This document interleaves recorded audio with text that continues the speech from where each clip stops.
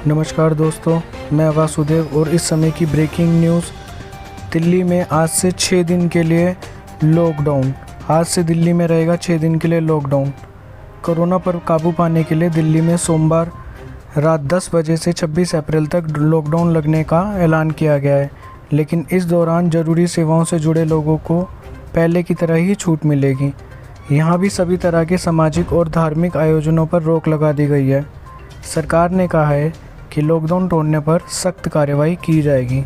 आवश्यक सेवाओं को लेकर जारी की गई नाइट कर्फ्यू, वीकेंड कर्फ्यू के सभी ई पास लॉकडाउन के दौरान भी वैलिड रहेंगे। पब्लिक ट्रांसपोर्ट जैसे दिल्ली मेट्रो, सरकारी बसें 50% क्षमता के साथ पे चलेगी। वहीं auto, e rickshaw, taxi, cab, ग्रामीण सेवा और फटफट सेवा को 2 सवारी के साथ आवाजाही की अनुमति दी गई है। मैक्सी कैब में 5 और आरटीवी में 11 लोग आ जा सकते हैं। ये सेवाएं उस दौरान ही चलेगी जिसके लिए दिल्ली सरकार ने पहले परमिशन दी है।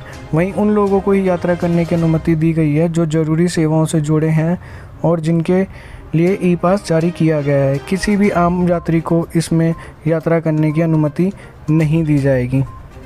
शादी समारोह में अनुमति के पहले ही 50 लोग शामिल हो सकते थे। इसके लिए शादी का कार्ड या सॉफ्ट कॉपी दिखाना होगा, जबकि अंतिम संस्कार में 20 लोग शामिल हो सकते हैं। प्राइवेट ऑफिस और संस्थान जैसे दुकानें, शॉपिंग सेंटर, मॉल, साप्ताहिक बाजार, मैन्युफैक्चरिंग यूनिट, शिक्षण संस्थाएं, सिनेमा हॉल, थिएटर, रेस्टोरेंट और बार बंद रहेंगे। इसके अलावा auditorium, amusement park, water park, public park, assembly hall, garden, sports complex, gym, spa, नाई की दुकानें भी बंद रहेंगी।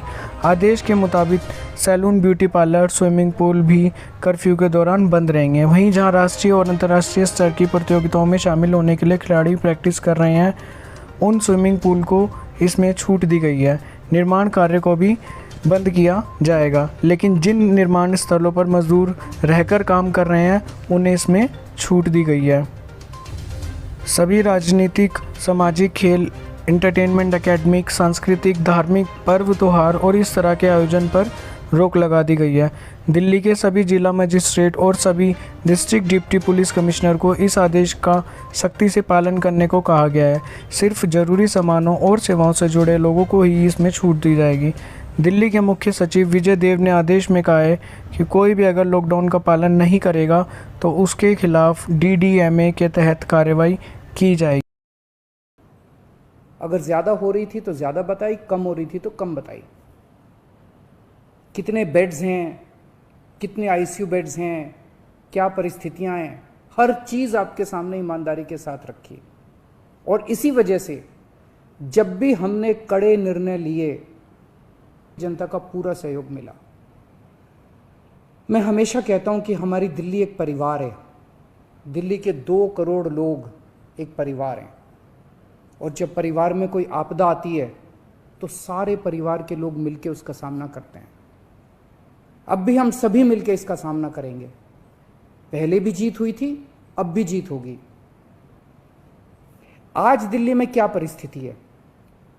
पिछले 24 घंटे में दिल्ली में लगभग 23,500 केस आए हैं। उसके पिछले 24 घंटे में लगभग 25,500 केस आए थे। तो पिछले 3-4 दिन से रोज हम देख रहे हैं लगभग 25,000 के करीब केस आ रहे हैं। पॉजिटिविटी बहुत ज़्यादा बढ़ गई है, संक्रमण दर बहुत ज़्यादा बढ़ गई है। दिल्ली के अंदर अस्पतालों में उपलब्ध बेड्स की भारी कमी हो रही है। डेली 25-25 हज़ार अगर पेशेंट्स आएंगे तो कोई भी व्यवस्था चरमरा सकती है।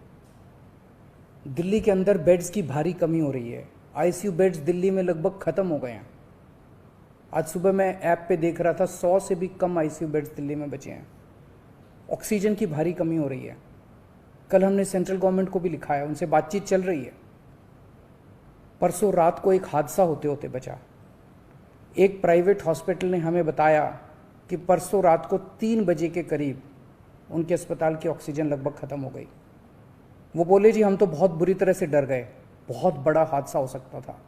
इधर उधर हाथ पैर मार के किसी तरह से उन्होंने कहीं से ऑक्सीजन का इंतजाम किया।